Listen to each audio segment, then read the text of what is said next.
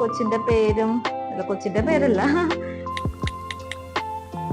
Hello, അങ്ങനെ എല്ലാവർക്കും നമ്മുടെ പുതിയൊരു വ്ളോഗിലേക്ക് സ്വാഗതം. മൺഡേ ആണ് നമ്മുടെ ഡേറ്റ്. സോ സൺഡേ തന്നെ നമ്മൾ അഡ്മിറ്റായി. കണ്ടല്ലോ ചെന്നപ്പോൾ തന്നെ കിട്ടിയ പണി. എനിക്ക് HB വളരെ കുറവാണ്, 9.5 എന്ത് ചെയ്താൽ മുകളിലേക്ക് കൊള്ളാം. അപ്പോൾ ഡോക്ടർ പറഞ്ഞു ഒരു കുപ്പി ബ്ലഡ് എന്തായാലും കയറ്റണം എന്ന് പറഞ്ഞിട്ട് കയറ്റിക്കൊണ്ടിരിക്കുന്നു കേട്ടോ. അതാണെങ്കിൽ ബ്ലഡ് കയറ്റാനായിട്ട് ഒരു ആന സൂചിയാണ് കുത്തിയത്. നല്ല വേദന ഉണ്ടായിരുന്നു. പിന്നെ ഇഞ്ചക്ഷൻസിനെനിക്ക് പണ്ടേ പേടിയില്ലാത്തതുകൊണ്ട് ഞാൻ കരഞ്ഞൊന്നുമില്ല. I am a strong woman. എങ്ങനെയുണ്ട് ഡയലോഗ്? മാസമായോ?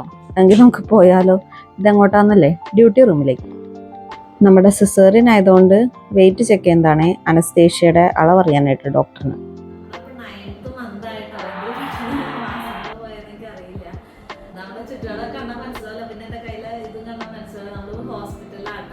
ഹോസ്പിറ്റലിൽ അഡ്മിറ്റ് ആയി. നാളെ ഉണ്ടോ നമുക്ക് ഡേറ്റ്. പക്ഷെ ഇന്ന് തലേദിവസം അഡ്മിറ്റ് ആകാൻ പറഞ്ഞായിരുന്നു ഡോക്ടർ. കഴിഞ്ഞ ആഴ്ച ഡോക്ടറെ കണ്ടോളൂ. അപ്പൊ നെക്സ്റ്റ് വീക്ക് തന്നെ എന്തായാലും ഉണ്ടാവും. അപ്പൊ നമുക്ക് ഡേറ്റ് തന്നായിരുന്നു. അപ്പൊ ആ ഡേറ്റിന് തലേദിവസം അഡ്മിറ്റ് ആകാൻ പറഞ്ഞായിരുന്നു. അങ്ങനെ നമ്മൾ അഡ്മിറ്റ് ആയി. ബൈസ്റ്റാൻഡർ ആയിട്ട് നിൽക്കുന്നത് മമ്മിയാണ്. ഇങ്ങനെ വേറെ ആൾക്ക് നിൽക്കാൻ പറ്റില്ലെന്ന് തോന്നുന്നത്, ഒരാൾക്ക് പറ്റുള്ളൂ. അപ്പൊ മമ്മിയാണ് ഇത്രയും ദിവസം അഡ്മിറ്റ് ആണ്, ഡിസ്ചാർജ് ആണ് നമ്മുടെ കൂടെ ഹോസ്പിറ്റലിൽ നിൽക്കുന്നത്. സമയം രാത്രി 7:30 നമുക്ക് ഇതുവരെ സമയം കിട്ടിയില്ലായിരുന്നു വീഡിയോ എടുക്കാൻ. അപ്പൊ നമ്മള് രാവിലെ ഒരു 11 മണിയല്ലേ, 11:30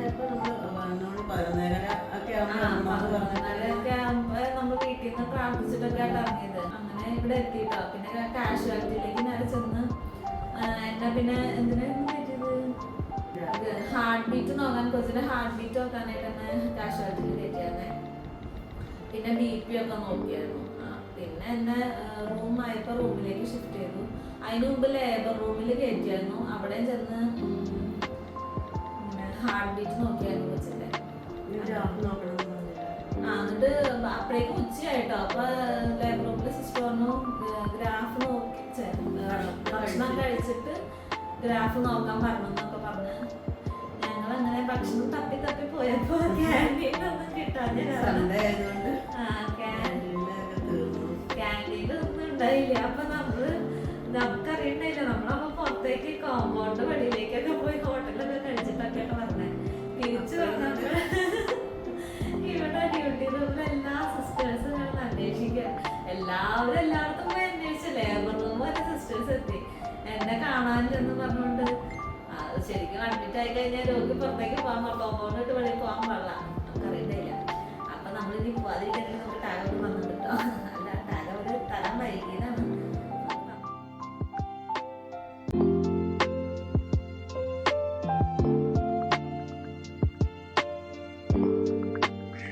നമ്മളിപ്പോ ലേബർ റൂമിലേക്ക് വിളിച്ചതായിരുന്നേ ഹാർട്ട് ബീറ്റ് നോക്കാനായിട്ട്. രാത്രി ഇനി നാളെ രാവിലെ 5:30 ചെല്ലാൻ പറഞ്ഞിട്ടുണ്ട്. വീണ്ടും ഹാർട്ട് ബീറ്റ് നോക്കണം. പിന്നെ നോർമലുകാരോടൊക്കെ അവിടെ തന്നെ കിടക്കാനാണ് പറഞ്ഞത്. എൻ്റെ C-സെക്ഷൻ ആണെന്ന് ഉറപ്പാണ്. അതുകൊണ്ടാണ് ഡോക്ടർ ഡേറ്റ് തന്നത്. കാരണം എൻ്റെ ഫസ്റ്റത്തെ C-സെക്ഷൻ ആയിരുന്നു. അതുകൊണ്ട് എനിക്ക് ഹാർട്ട് ബീറ്റ് ഒക്കെ കഴിഞ്ഞാൽ തിരിച്ചു വരാമായിരിക്കും രാവിലെ 5:30, വേറെ കുഴപ്പമൊന്നുമില്ലെങ്കിൽ.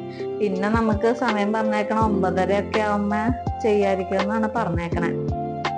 അപ്പൊ അങ്ങനെയാണ് കാര്യങ്ങൾ. ഇത് നമുക്കൊരു ഫോം, കൊച്ചിന്റെ പേരും കൊച്ചിന്റെ പേരല്ല പാരൻസിന്റെ പേരും അങ്ങനെ മേൽവിലാസവും ഒക്കെ എഴുതാനായിട്ടൊരു ഫോം തന്നേക്കണം എന്നാണ്. അപ്പൊ രാവിലെ ലേബർ റൂമിൽ പോകുമ്പോൾ കൊടുക്കണം.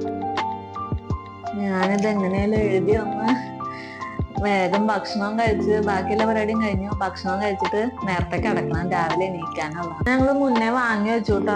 ഞായറാഴ്ച ആയതുകൊണ്ട് ക്യാൻറ്റീൻ നേരത്തെ അടയ്ക്കും. അതുകൊണ്ട് നേരത്തെ വാങ്ങി വെച്ചു. പക്ഷെ ഇപ്പോഴാണ് കഴിക്കണേ. ഇനി കുറച്ച് പ്രൊസീജിയർ ഉണ്ടെന്നാ സിസ്റ്റർ ഇപ്പൊ വന്ന് പറഞ്ഞത്. അപ്പൊ അതും കൂടെ ചെയ്തിട്ട് രാവിലെ പോണം.